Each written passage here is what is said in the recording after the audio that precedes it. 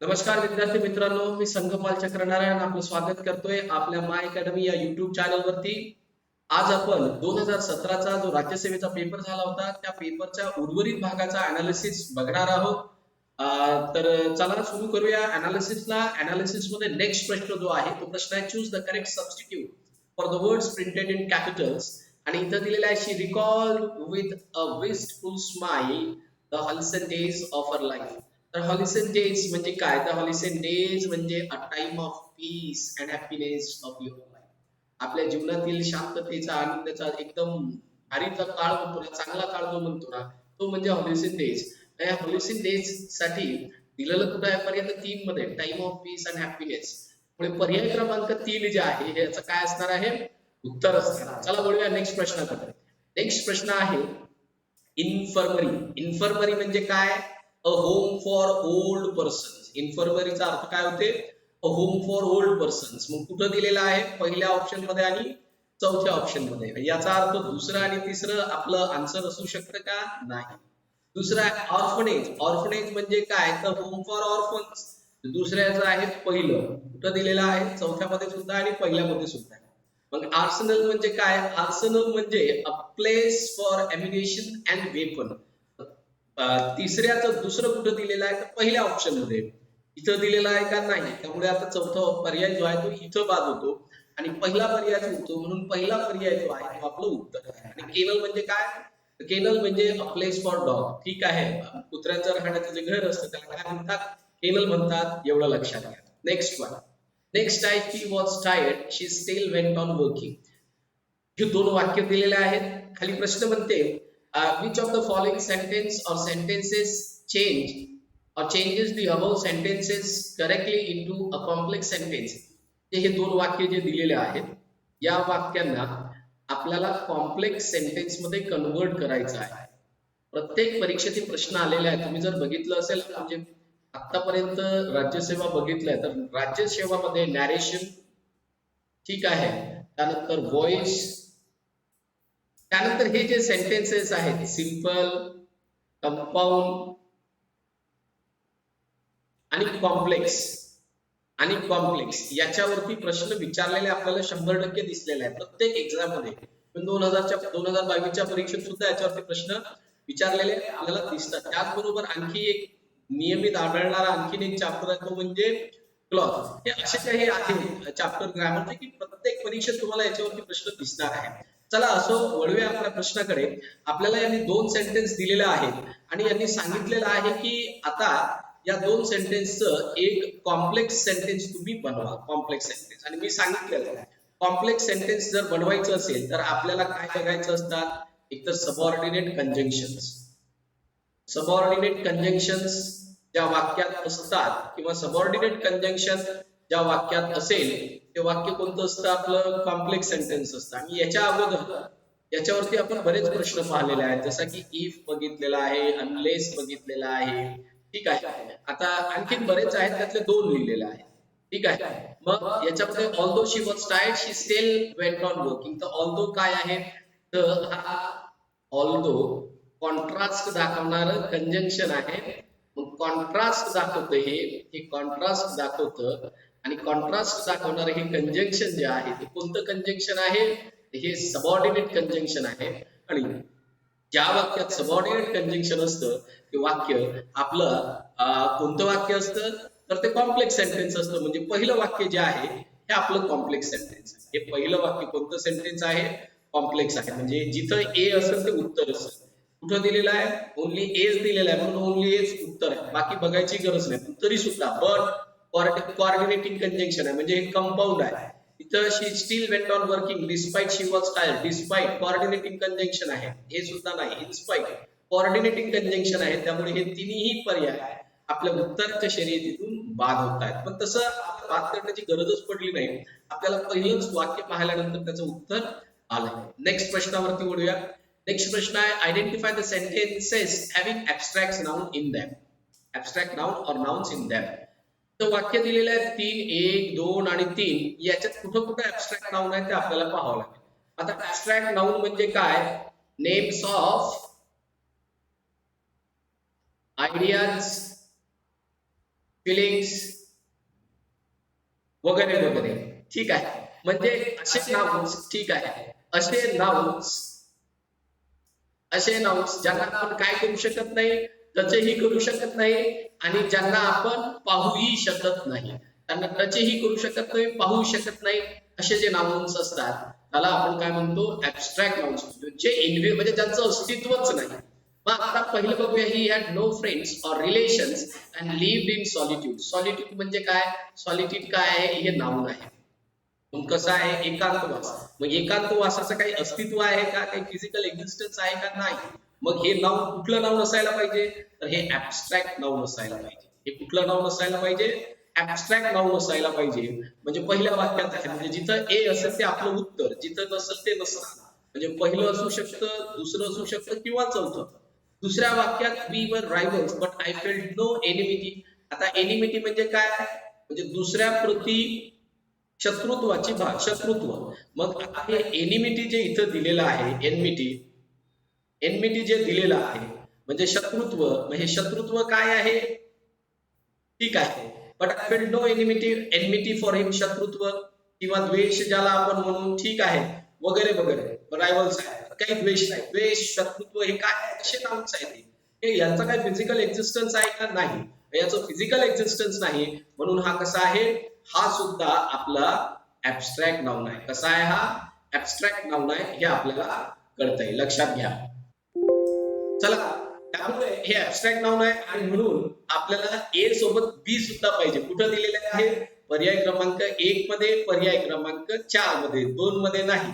पण दुसरा नंबरचा पर्याय हा उत्तराच्या शर्यतीतून इथं बाद झालेला आहे. नेक्स्ट प्रश्न आहे, नेक्स्ट ऑप्शन आहे, there navy consists of over 60 ships. Ships हे सुद्धा हे नाउन काउंटेबल आहे, म्हणजे कॉमन नाउन आहे. कोणतं नाउन आहे, कॉमन आहे. हे कोणतं आहे, काउंटेबल कॉमन नाउन आहे. त्यामुळे ज्याच्यानंतर इकडे नेव्ही सुद्धा नाही. नेव्ही कलेक्टिव्ह नाउन आहे. कसं नाउन आहे, कलेक्टिव्ह नाउन आहे. म्हणजे नाउनच नाही आहे ऍबस्ट्रॅक्ट नाउन. म्हणजे सी जिथं असेल तर चुकलं, म्हणजे चौथ्यामध्ये सी आहे म्हणून ही उत्तराच्या शर्यतीतून बाद होते. मग आपलं उरतंय काय, फक्त ऑप्शन नंबर 1. म्हणून ऑप्शन नंबर 1 और पर्याय क्रमांक 1 ज्याला म्हणू ते आपलं काय असणार आहे, उत्तर असणार आहे. नेक्स्ट प्रश्न आहे, choose the wrongly spelled words. आता याच्यामध्ये जे रॉंगली स्पेल्ड वर्ड्स आहेत ते आपल्याला याच्यामध्ये शोधायचे आहेत. तर हे जर बघितले आपल्याला तर लक्षात येईल की हे नेव्हरथलेस जे आहे हे चुकीचं आहे आणि त्याचबरोबर जे दुसरं आहे ते सुद्धा आपण बघणार आहोत. Just wait for minute please. तर याच्यामध्ये हे नेव्हरथलेस जे आहे हे चुकलेलं स्पेलिंग आहे. हे नेव्हरथलेस कसं लिहिले जातं तर ते असं लिहिलं जातं, नेव्हरथलेस असं आहे ते नेव्हरथलेस. हे असं लिहिलं जातं, इथं ई नाही, त्यामुळे हे चुकलेलं आहे. जिथं ए असेल, कारण आपल्याला कसं विचारलेलं आहे, रॉंगली स्पेल्ड, करेक्ट स्पेल्ड नाही, त्यामुळे जिथं ए असेल ते उत्तर असेल. इथं आहे आणि इथं आहे, इथं नाही, म्हणून पर्याय 2 आणि 3 उत्तराच्या शर्यतीतून बाद होतो. तर इक्वानिमिटी, यस इक्वानिमिटी करेक्ट आहे आणि हे रिपोर्टॉयर नाही, हे नाही आहे. इथं शेवटी ई पाहिजे होतं म्हणून हे सुद्धा चुकलेलं आहे. मग बी फक्त बरोबर आहे, जिथं बी असेल ते आपलं उत्तर असणार नाही. मग बी कुठं कुठं आहे, चौथ्यामध्ये आहे, तिसऱ्यामध्ये आहे, पहिल्यात नाही, म्हणून पहिल्या 2 ए आणि सी काय असायला पाहिजे, आपलं उत्तर 2च आलेलं आहे. ठीक आहे. आता नेव्हरथलेस म्हणजे काय, डिस्पाइट. ठीक आहे, असं असून सुद्धा लक्षात घ्या, महत्वाचं आहे.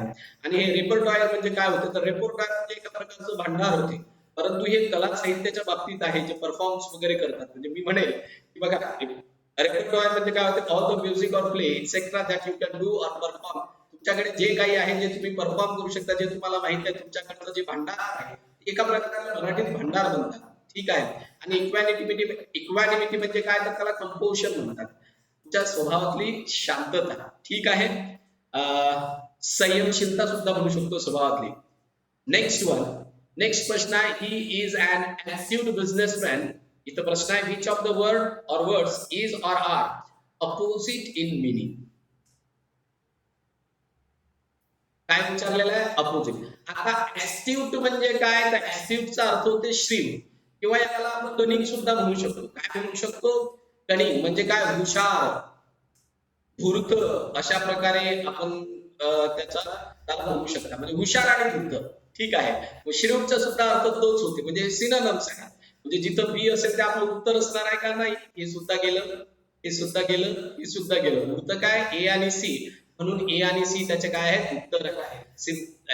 हे काय झालं, हुशार. याचा अर्थ काय, सिंपल ना, साधा भोळा मूर्ख माणूस ज्याला म्हणून, साधा भोळा मूर्ख, हे सुद्धा फुलिश सुद्धा. यस, हे दोन आहेत. मग हे दोन त्याच्या अपोजिट मिनिंगचे आहेत, म्हणून ए आणि सी उत्तर असणार आहे. पर्याय क्रमांक 3 याचं उत्तर आलेलं आहे. नेक्स्ट प्रश्नावरती जाऊया. नेक्स्ट प्रश्न काय आहे, the small child was crying for mother. आता कोणाच्या, त्याच्या. चाइल्ड काय आहे बघा, हे चाइल्ड जे आहे हे कसं नाव, हे चाइल्ड नाउन आहे. चाइल्ड काय आहे, नाउन आहे. पण हे चाइल्ड कोणतं जेंडर दाखवते, हे जेंडर विचारात घ्या. तर हे दाखवते आपल्याला कॉमन जेंडर. काय दाखवतं, कॉमन जेंडर. आणि लक्षात घ्या, ज्या वेळेला वाक्यात दिलेल्या नाउन हे कॉमन जेंडरचं असतं, त्याच्यासाठी जे प्रोनाउन वापरतो ते इट वालं असतं. आणि इथं 3 नंबरच्या पर्यायामध्ये इट्स दिलेला आहे, म्हणून हे वाक्य असं होईल, the small child was crying for its mother. आणि म्हणूनच पर्याय क्रमांक 3 जे आहे इथं काय असणार आहे, उत्तर आहे. हर येणार नाही कारण जेंडर माहित नाही, हिच सुद्धा येणार नाही कारण जेंडर माहित नाही आहे. फॉर माय मदर येणार नाही, माझ्या मातेसाठी तो का रडणार आहे, लहान मुलगा त्याच्या आईसाठी रडणार, म्हणून इट्स तिथं येणार आहे. चला बोलूया नेक्स्ट प्रश्नाकडे. नेक्स्ट प्रश्नाकडे, what he said is true. आता what he said is true, the underline clause in the sentence above is an, हा क्लॉज आहे. आता हा काय आहे, आपला क्लॉज आहे. मी बोललेलो आहे क्लॉज बद्दल. काय, हा झाला आपला सबऑर्डिनेट क्लॉज. आणि is true, it is true, हा झाला मेन क्लॉज. या मेन क्लॉज मध्ये मेन वर्ब काय, इज आहे. या इज ला व्हॉट ने प्रश्न विचारा बरं. व्हॉट ने प्रश्न विचारल्यात आन्सर मध्ये अख्खा क्लॉज येत असेल तर हा जो क्लॉज असते, हा क्लॉज कोणता क्लॉज असतो याच्या आधी चर्चा झालेली आहे, तो नाउन क्लॉज असतो. मग what is true, what he sed, म्हणजे व्हॉट ने प्रश्न विचारल्यानंतर आन्सर आलेला आहे, म्हणून हा क्लॉज नाउन क्लॉज आहे. ऍडव्हर्ब क्लॉज नाही, मेन क्लॉज नाही, किंवा ऍडजेक्टिव्ह क्लॉज सुद्धा नाही. चला बोलूया नेक्स्ट प्रश्नावरती. नेक्स्ट प्रश्न आहे, नेक्स्ट प्रश्न, I wish my brother were here, I wish my brother had been here. असे 2 वाक्य इथं दिलेले आहेत. आणि लक्षात घ्या, महत्वाचं आहे. आणि the above pair of sentences expresses, हे काय एक्सप्रेस करतात हे आपल्याला इथं समजून घ्यायचं आहे. आणि दोन्ही सेंटेन्सेस इथं हिपोथेटिकल सिच्युएशन दाखवतात. हे दोन्हीही याच्या अगोदर मी बऱ्याच पेपर मध्ये, म्हणजे हे 3-4 पेपर झाले त्याच्यात बोललेलो आहे सब्जेक्टिव्ह मूड बद्दल. सब्जेक्टिव्ह मूड, सब्जेक्टिव्ह मूड काय दाखवतो मी सांगितलेलं आहे. सब्जेक्टिव्ह मूड दाखवत असतं आपल्याला इरॅशनल थिंग्स, इरॅशनल थिंग्स ज्या अस्तित्वात नसतात, पण ते कशामुळे, ते हायपोथेटिकल कंडिशन्स मध्ये येतात, सिच्युएशन्स मध्ये येतात. आणि ते इथं पर्याय क्रमांक डी आहे. मग हा पर्याय क्रमांक डी कुठे दिलेला आहे, लक्षात घ्या कुठे दिलेला आहे, तर हे दिलेलं आहे ऑप्शन नंबर 4 मध्ये. म्हणून पर्याय क्रमांक 4 जे आहे याचं काय आहे, उत्तर. नेक्स्ट प्रश्न जो आहे तो प्रश्न आहे, choose the best among the options to fill in the blank. She better improve her manners. हे बघा, एक ह्या हॅड बेटरचा यूज आहे जो आपल्याला माहित असला पाहिजे, महत्वाचा हॅड बेटरचा यूज. हे दिसतं आपल्याला पास्ट मधलं, पण एक्सप्रेस करतं प्रेझेंट. काय एक्सप्रेस करतं, प्रेझेंट एक्सप्रेस करतं हॅड बेटरचं कंडिशन. आणि हे काय देतं, हे देतं ऍडवाइस. काय देतं, ऍडवाइस किंवा सजेशन. काय देतं, ऍडवाइस किंवा सजेशन देतं. म्हणून she had better improve her manners, तिनं तिचे मॅनर्स जे आहेत ते इम्प्रूव्ह करायला पाहिजे असा त्याचा अर्थ होतो. जरी इथं हा पास्ट टेन्स दाखवत असेल, पास्ट दाखवत असेल, तरी अर्थ मात्र प्रेझेंट मधला होतो. एवढं आपल्याला लक्षात ठेवायचं आहे. हे हॅड बेटर या अर्थाने लक्षात ठेवा. जरी पास्ट असेल तरी तो अर्थ कुठला असतो, प्रेझेंट मधला असतो. आणि काय दाखवतं, हे ऍडवाइस किंवा सजेशन दाखवतं. एवढं आपल्याला लक्षात घ्यायचं आहे. म्हणून पर्याय क्रमांक 1 जे आहे हे याचं उत्तर असणार आहे. हॅड बेटर हे कन्स्ट्रक्शन असतं. कॅन बेटर किंवा मस्ट बेटर किंवा शुड बेटर हे कन्स्ट्रक्शन नसतं. ठीक आहे, या अर्थाने कारण इथं दिलेलं आहे better improve her manners, advice आहे. ठीक आहे. Choose the correct sentence or sentences. When you are leaving, when are you going, what I can do for you. Interrogative sentence चं construction आहे. Interrogative. आता इंटरोगेटिव्ह सेंटेन्स किंवा sentences ज्या वेळेला म्हणतो त्यावेळेला याची रचना कशी असते. आता याचे 2 क्वेश्चन्स असतात. एक असतो WH क्वेश्चन एक असतो, इकडे लिहितो, एक असतो WH क्वेश्चन आणि दुसरा असतो yes no type question, yes किंवा नो टाइप क्वेश्चन. ठीक आहे, हे दोन असतात. मग याच्यात मांडणी कशी असते? याच्यात असतं WH वर्ड आणि त्याच्यानंतर येतो वर्ब. ठीक आहे, आणि मग त्याच्यानंतर येतो सब्जेक्ट. याच्यामध्ये पहिलं येतो वर्ब, मग त्याच्यानंतर येतो सब्जेक्ट. ह्या दोन प्रकारच्या वेगवेगळ्या मांडण्या असतात, जरी याच्यामध्ये काही ठिकाणी एक्सेप्शन आहे, ते नंतर बोलूया. ठीक आहे, मग इथं WH वर्ड नंतर आपल्याला काय पाहिजे? वर्ब आणि त्याच्यानंतर सब्जेक्ट. इथं WH वर्ड आहे पण इथं सब्जेक्ट आहे, त्यामुळे हे चुकलं. इथं WH वर्ड आहे, इथं वर्ब आहे, इथं सब्जेक्ट आहे, त्यामुळे हे बरोबर आहे. व्हॉट आय हा WH वर्ड आहे, त्याच्यानंतर सब्जेक्ट आहे, त्याच्यानंतर इकडे काय दिलेलं आहे? वर्ब दिलेला आहे, त्यामुळे हे सुद्धा चुकलेलं आहे. एकच आहे बी जे बरोबर आहे. आणि कोण्या पर्यायात आहे ते? पर्याय क्रमांक 3 मध्ये. म्हणून पर्याय क्रमांक 3 जे असेल ते आपलं काय असणार आहे? उत्तर असणार आहे. चला बोलूया नेक्स्ट प्रश्नाकडे. नेक्स्ट प्रश्न आहे, among the given options identify the correctly spelled word. आता याच्यात वॅक्सिनेशन हे पहिलंच आहे, काही जास्त पाहिजे गरज नाही, हे करेक्ट नाही, त्यामुळे दोन्ही बरोबर आहेत किंवा दोन्ही रॉंग म्हणण्याचा प्रश्नच येत नाही. वॅक्सिनेशन VACCINATION वॅक्सिनेशन हे आपलं पहिलंच क्रमांकाचा म्हणजे पहिलाच पर्याय जो आहे याचं उत्तर असतं. नेक्स्ट प्रश्नाकडे बोलूया. Next time we are going to discuss all the issues in details. म्हणजे हे काय आहे? डेफिनेट फ्युचर आहे का? नाही, इमिडिएट फ्युचर, होणारी घटना इमिडिएट. आणि इमिडिएट फ्युचर मधली जी घटना असते ती आपण कुठल्या टेन्स मध्ये दाखवत असतो, तर ते प्रेझेंट कंटिन्युअस किंवा सिंपल प्रेझेंट मध्ये दाखवत असतो, हे आपल्याला माहिती आहे.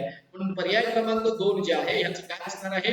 उत्तर असणार आहे. चला बोलूया नेक्स्ट प्रश्नाकडे. We are going to discuss all this issue in details, immediate future मध्ये. ठीक आहे, next one, identify the correct sentence. The price is dependent on the quality. The price is dependent passive voice आहे का? नाही, वाक्य active voice मधलं आहे.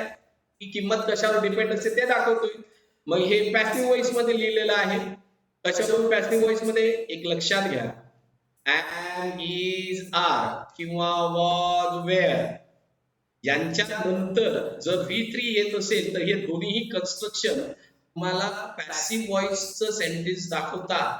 आणि इथं इजच्या नंतर V3 आहे म्हणून हे पॅसिव्ह व्हॉइस आहे. वाक्य ऍक्टिव्ह पाहिजे, कारण इथं सब्जेक्ट द प्राइस बद्दल बोलतोय आणि सब्जेक्ट आहे.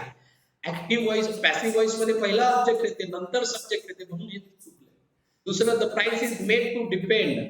आता प्राइस कशासाठी, कशावर डिपेंड राहण्यासाठी बनवलेली आहे का? नाही.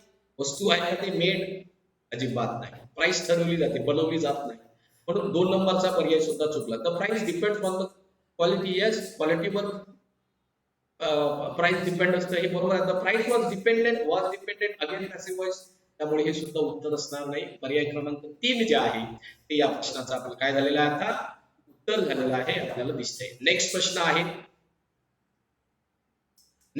आहे, the tiger set on the deer and tore it into pieces. Tiger set on याच्यावरती 2022 ला प्रश्न विचारलेला आहे. हे सेट ऑफ, सेट अलॉंग हे पर्याय दिलेला आहे. ठीक आहे, सेट डाऊन मी बोललेलो आहे सर्व फ्रेझल वर्ब्स बद्दल. ठीक आहे, हे पहिलं आलं होतं आणि नंतर 2022 ला आलं त्याच्यानंतर. ठीक आहे, तर सेट ऑन म्हणजे काय? तू अटॅक. आता डिअरला फाडलंय, डिअरचे 2 भागात इनटू पीसेस, तिचं तुकडे गेले म्हणजे काय केलं? ऑब्विसली तो तिच्यावरती अटॅक केला. तर टायगर सेट ऑन सेटल्ड होणार आहे का? नाही, तो सेटल्ड नाही झाला तिच्यावरती. तिला ब्रोक ऑन नाही, इन्व्हायटेड सुद्धा नाही. काय होणार आहे? अटॅक होणार आहे. म्हणून पर्याय क्रमांक 4 जे आहे याचं काय असणार आहे? उत्तर असणार आहे. एवढं आपल्याला लक्षात घ्यायचं आहे. चला बोलूया नेक्स्ट प्रश्नाकडे. नेक्स्ट प्रश्न जो आहे what blank I do for you. ठीक आहे, मग आपण काय म्हणतो? What may I do for you. नाही, what can I do for you. म्हणजे पहिल्या याला काय येणार आहे? कॅन. म्हणजे तिसरा पर्याय कुठं दिलेला आहे? 3 नंबर मध्ये. 3 नंबरचं उत्तर आलं, बाकीचं पाहण्याची गरज नाही. What can I do for you. Would you like to give? Would you like to go by air, sir? Would you like? Would you like? हे would you like चं एक्सप्रेशन असते. Would you like? Would you like? कुठं दिलेलं आहे? Would you like? Would you like हे expression असते. ठीक आहे, म्हणजे दुसऱ्याला पाहिजे चौथं. आणि दुसऱ्याला चौथं सुद्धा इथंच दिलेलं आहे, कुठंच दिलेलं नाही, आपल्याला दिसतंय. ठीक आहे. मग त्याच्यानंतर दिलेला आहे if you could tell me the exact date of your journey. जर तुम्ही मला exact date of your journey सांगू शकले तर, म्हणजे सांगू शकाल का? मग म्हणून यात इथं दिलेला आहे कुड, बरोबर आहे की एक चुकलेला आहे. You may have to accept the booking. ठीक आहे, ऍब्सोल्युटली करेक्ट. पर्याय 3 याचा जो आहे तो काय झालेला आहे, इथं उत्तर झालेला आहे, एवढं आपल्याला दिसतंय. Next question. She was completely flummoxed by the second question. आता flummoxed म्हणजे काय? तर कन्फ्यूज होणे. To lost in a cloud. To be lost in clouds. ठीक आहे, याचाच अर्थ bewildered किंवा कन्फ्यूज होतो. स्पेसिफाय होणार नाही. मग हे कुठं दिलेलं आहे? A आणि B पर्याय क्रमांक 2 मध्ये, म्हणून पर्याय क्रमांक 2 जे आहे ते याचं उत्तर आहे. Next one. नेक्स्ट आहे आयडेंटिफाय द सेंटेन्स और सेंटेन्सेस इन इम्परेटिव्ह मूड. हे दोन्हीही सब्जेक्टिव्ह मूड मधले आहेत. सब्जेक्टिव्ह मूड मधले आहेत. उरलं काय? Hurry up. मग हे कोणतं आहे? तर हे आहे आपलं इम्परेटिव्ह मूड. मूडचे 3 प्रकार आहेत. एक सब्जेक्टिव्ह मूड आहे, एक मी बोललेलो आहे याच्या अगोदर, एक इंडिकेटिव्ह मूड आहे आणि एक इम्परेटिव्ह मूड आहे. एक कोणता मूड आहे? इम्परेटिव्ह मूड आहे, एवढं लक्षात घ्या. आणि या इम्परेटिव्ह मूड मध्ये जनरली कोणते सेंटेन्स येतात? तर याच्यात येतात ऑर्डर, रिक्वेस्ट, ऍडवाइस. आणि जनरली यांची सुरुवात कशाने होते? In general. ऑर्डर जर असेल तर याची व्हर्ब प्लस होते. जनरली व्हर्ब यांची सुरुवात होते. इंडिकेटिव्ह मूड म्हणजे याच्यात काय म्हटलं जातं, तर याच्यात सर्व असर्टिव्ह सेंटेन्सेस येतात. कुठले सेंटेन्स येतात? असर्टिव्ह सेंटेन्सेस येतात, एवढं लक्षात घ्या. या असर्टिव्ह सेंटेन्स बरोबरच याच्यात इंटरोगेटिव्ह सेंटेन्सेस सुद्धा येतात. कोणते सेंटेन्सेस येतात? इंटरोगेटिव्ह सेंटेन्सेस सुद्धा इंडिकेटिव्ह मूड मध्ये उरतात. आणि बाकीचे उरले सब्जेक्टिव्ह मूड मध्ये येतात, ज्याच्यामध्ये विश, प्रेयर हे जे एक्सप्रेस करतो, विश, प्रेयर, इरॅशनल थिंग्स, त्या ज्या गोष्टी आहेत ह्या सब्जेक्टिव्ह मूड मध्ये येतात. लॉंग लिव्ह द किंग, हे काय आहे? Long live the king, god bless you, prayer, wish. या दोन्ही याच्यात विश किंवा प्रेयर केलेली आहे, म्हणून हे सब्जेक्टिव्ह मूड आहे. आणि आपल्याला काय विचारलेला? Imperative word. हरी चला लवकर करा. हरी हा वर्ब झालेला आहे, म्हणून हे आपलं ओनली सी जे आहे ऑप्शन ते उत्तर असणार आहे. चला नेक्स्ट प्रश्नावरती वळूया. नेक्स्ट प्रश्न आहे आयडेंटिफाय द करेक्ट सेंटेन्स और sentences. The sheep was wrecked and every man, woman and child was drowned. हे absolutely correct आहे, काही प्रश्न नाही आहे. The sheep was wrecked, every man, woman and child was drowned. बरोबर आहे. पॅसिव्ह वॉइस मधलं सेंटेन्स आहे. कन्स्ट्रक्शन बरोबर आहे. The sheep was wrecked and every man, woman, children were. नाही, वेअर येणार नाही. वेअर का येणार नाही? कारण की एव्हरीच्या नंतर कितीही नाव लिहू, त्याच्यानंतर शेवटी या जो वर्ब येणार आहे तो एव्हरी साठी येणार आहे, आणि एव्हरी साठी वर्ब जो असतो तो सिंग्युलर असतो, त्यामुळे हे चुकलं. जिथं बी आहे ते पर्याय उत्तराच्या शर्यतीतून बाद आहे. पण the ship was raked and every man and women had drawn. इकडे पॅसिव्ह वॉइस दिसतंय, इकडे ऍक्टिव्ह वॉइस दिसतंय, चुकलंय. मग उरलं काय? उरली ए, पर्याय क्रमांक 3 जे आहे ते याचं काय असणार आहे? उत्तर असणार आहे. Next one. नेक्स्ट आहे की अंडरस्टँड टुडेज लेक्चर. हे कशाचं आहे? हे प्रोबॅबिलिटीचं लेक्चर आहे. कशाचं? प्रोबॅबिलिटीचा क्वेश्चन आहे. कशाचा क्वेश्चन आहे? प्रोबॅबिलिटीचा क्वेश्चन आहे. आणि त्याच्यासाठी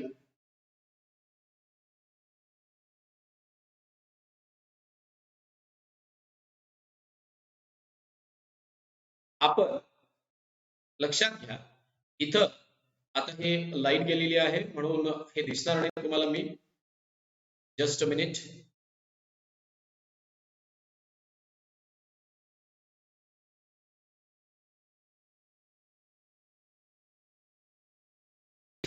जे येणार आहे पर्याय जो येणार आहे इथं लक्षात घ्या. She understand today's lecture, she may not understand today's lecture or could not understand today's lecture. हा अशा प्रकारे 2 पैकी एक इथं सुटेबल होईल. जिथं बी आणि सी असेल ते उत्तर पर्याय क्रमांक 1च जे आहे याचं काय असणार आहे? उत्तर असणार आहे. कोणाला कुठल्याही आतापर्यंत हा होता शेवटचा प्रश्न मित्र. आतापर्यंत मी जे काही एक्सप्लेन केलेलं आहे यापैकी कुठल्याही मॉडल ऑक्सिलरी वर्ब बद्दल मला काही जरी प्रश्न असेल तर तुम्ही मला विचारू शकता, तुम्ही तिथं कमेंट करू शकता. आणि प्लीज हे जे लेक्चर आहे त्याला लाईक करा, आमच्या चॅनलला सबस्क्राईब करा, बेल आयकॉनला दाबून त्याला सुद्धा हिट करा. कारण काय की आम्ही नवीन नवीन जे व्हिडिओज अपलोड करतो त्याचं नोटिफिकेशन तुम्हाला सुद्धा येईल. आणि तुम्हाला जर वाटत असेल की खरंच हे लेक्चर्स उपयोगी आहे तर तुमच्या मित्रांसोबत सुद्धा ही व्हिडिओ लेक्चर शेअर करा. प्रत्येकाला या लेक्चरची मदत होईल या तुमच्या येणाऱ्या परीक्षेमध्ये. ठीक आहे. Thank you very much guys. See you in the next lecture.